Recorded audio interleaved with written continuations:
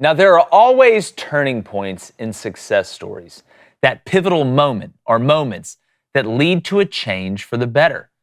The penny stocks for Jordan Belfort, Charlie deciding to buy that chocolate bar, my now wife Reed deciding to finally give me her number after like the 5th time I asked. And in college football, it's no different. And for Hugh Freeze and Auburn, this past week and weekend felt like one of those turning points. Now, it started with 5-star linebacker DeMarcus Riddick flipping from Georgia. Then 4-star wide receiver Malcolm Simmons picked the Tigers, and it culminated in 5-star wide receiver Perry Thompson flipping from Alabama, which caused a massive positive momentum tsunami in college football recruiting world. Now, recently, it seemed that the only way Auburn would see a 5-star is by looking up at a constellation, but times are changing. Now, it is only a couple commitments, and Auburn still has a long road to get anywhere near the roster talent and depth needed to be a consistent contender for it all. But you do need a spark to start a wildfire. And it shows that Auburn is capable of landing big-time players once again. Now, for teams like Alabama and Georgia and Ohio State and Michigan, getting this caliber of player is now par for the course. Hell, they just view it as normal or what's supposed to happen. And that's a huge compliment to the mega machine that King Kirby and Emperor Saban have built. But Auburn has proven in the past that they are one of the few places that can stand up against the giants on each side of them. The truth is, when all of Auburn is aligned, the program can be top shelf. Now, Auburn has all the ingredients to be able to not only compete, but also win at a very high level. They have the perfect climate to grow a college football power. You're in the SEC. You have the community and the support. The town runs on the football team, and the people view them as representatives of themselves every Saturday, like many other places that are diehard fans of their team do. Auburn has the resources, like elite facilities and NIL money, and they got more than you think. And all Auburn was missing was someone to plan it the right way, someone willing to sweat and bleed to help the Plains reach the maximum potential that they could achieve. And it seems so far they have found that man in Hugh Freeze and the staff he's assembled. And right now, Auburn seems to be aligned behind him, which is not an easy feat to pull off. Now, the job is nowhere complete, and to be honest with you, it never really is. There's plenty left to do in and on the field, ironically. But to yield the best harvest, you need to grab the strongest seeds in recruiting. And after this past week and weekend, Auburn's showing that the Plains are more deep-rooted and stronger than they've been in a long time. You know what else smells great? Tailgates, especially when you have the right meat selection. And our friends and sponsor of the show, Good Ranchers, they've got everything in their bag now, including pork, which we know how jacked. Speaking of jacked and tan, I don't know if I've ever been more excited about anything in my life, because we used to talk about Good Ranchers. The chicken's fantastic. The steak will change your life. Free bacon for a year. Look at me, don't look at me. Then they added the pork box. Ooh, girl, stop. And this new pork box, it comes with bone-in and boneless pork chops, sausage, smoked brats, and more. Every time I read this ad, I know it's like 6:50 in the morning, but it just, my mouth starts watering. And plus, Blaine, listen to this. Right now, you'll get $30 off with our code BOOSTER, BOOSTER, at goodranchers.com. The boxers are the way to go. The butcher's box to me is the way to go. You get the new pork box. That's just adding to it. David, you're a grill master. I mean, again, how excited are you about the pork situation at Good Ranchers? Man, first of all, we found out about this a couple months ago when we were talking with the owners. They said, just get ready because pork is coming. That's all I needed to hear. Because I'm already eating the steak and chicken. We're probably doing 4 or 5 times a week right now with the steak and chicken in my family. Now you add pork to the mix with the bone-in pork chops, all that. That's all I needed to hear, man. Yeah, and I want the chat to get hot. I want them to go to goodranchers.com, use that promo code BOOSTER to get $30 off. But I want to know, what is the best tailgating food? To me, it's chicken wings.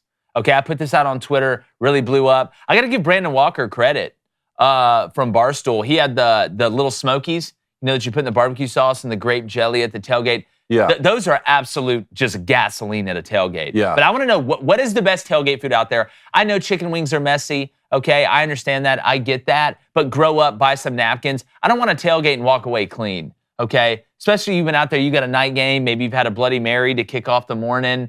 You get around lunchtime. Wings are a great tailgate food. Some people said they weren't. And I think those people should be investigated by some branch of the government. But go to goodranchers.com. Use our promo code BOOSTER for $30 off any box. That's promo code BOOSTER at goodranchers.com. Goodranchers.com. American meat delivered, and it's delicious. And let's all be friends together. I'm bringing my co-host, former Michigan quarterback, David Cohn, and my brother, former Western State Colorado wide receiver. What's up, losers? And if he's going to be a prisoner, he'd only be a prisoner of the moment. I just totally thought of that. Don't let the moment seize you like that. Look, I don't have seizures. Okay. All right. Okay, back to this. It's great to be back, by the way. Make sure you hit that like button. Make sure you hit that subscribe button. If you're joining us for the first time, welcome to it. If you just heard about us, welcome home. You're in the trust tree. Where are they, Blaine? Tell them. Under the wing. They're under the wing. It feels so good. Drink it in. It always goes down smooth.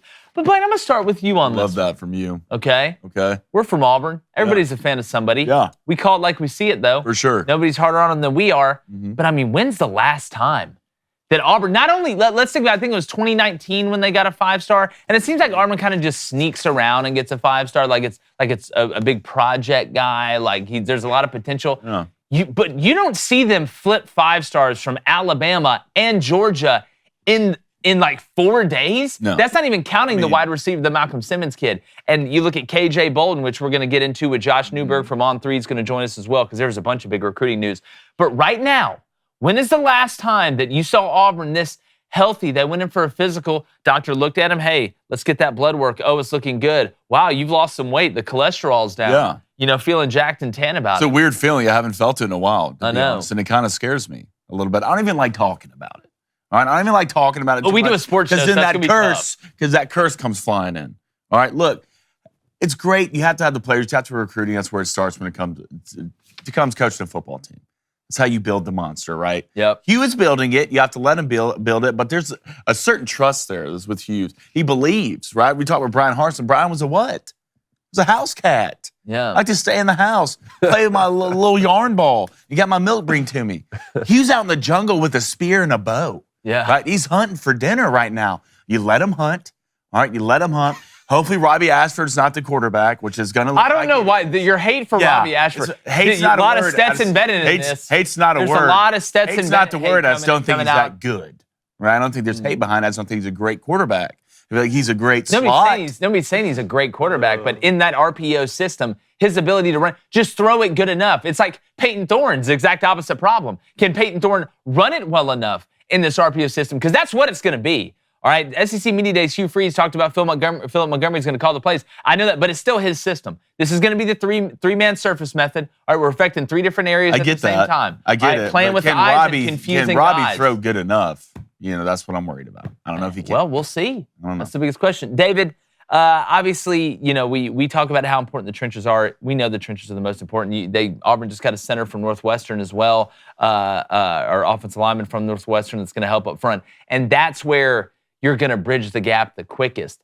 But the on-the-field stuff, you don't have to go 9-3 this year. You don't have to go 10-2. You go 8-4, the right 7-5. You carry that positive momentum, but I'm telling you, just it smells different right now. Yeah, this week was a great testament of what Hugh Freeze is capable of doing, especially on the recruiting trail. And this is just a perfect relationship at the perfect time. You have a guy who's a really solid football coach and who's won in the SEC already, but who needs redemption as a person, needs a second chance as a man. And you have a program here who's capable of winning at the highest levels and who just needed that guy who will come in and do the dirty work, who will come in and who will recruit these guys and go out and actually put in the time and the effort. And now it's a perfect time for this to have a big week like this as we're leading into the season with the momentum like you talked about, because now on top of this, you start with UMass.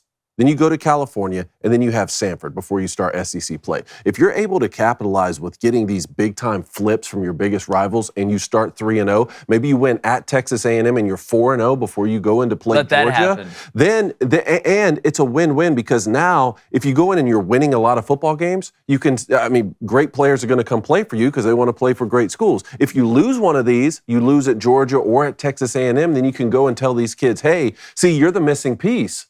We've got everything set up. You're the guy who can come in and help us win those big games that we're just barely losing. Yeah, and 5-star number 1 safety prospect in the country, KJ Bolden. It's looking like Auburn has a really good chance there. Hey, YouTube, we are like 6,000 subs away from 100,000. We appreciate you guys so much. If you haven't subbed yet, make sure you do it. We got a ton of content coming. Regardless of the sport you love, you're going to love the way we talk about it. Let's hit that 100K.